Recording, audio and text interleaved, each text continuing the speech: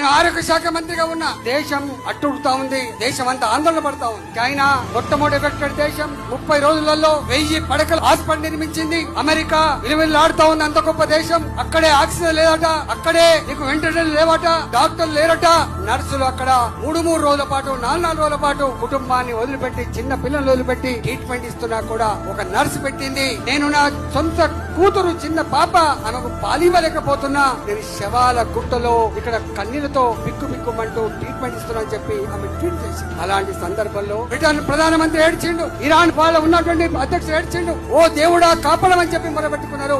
ఈ రోగం భారతదేశానికి వస్తే శవాల గుట్టలైతే అని చెప్పి భయపెట్టించిండ్రు బయటి వాళ్ళు. కానీ మోడీ గారి మాత్రం భయపడలే, మోడీ గారి మాత్రం కన్నీళ్లు కాల్చలే.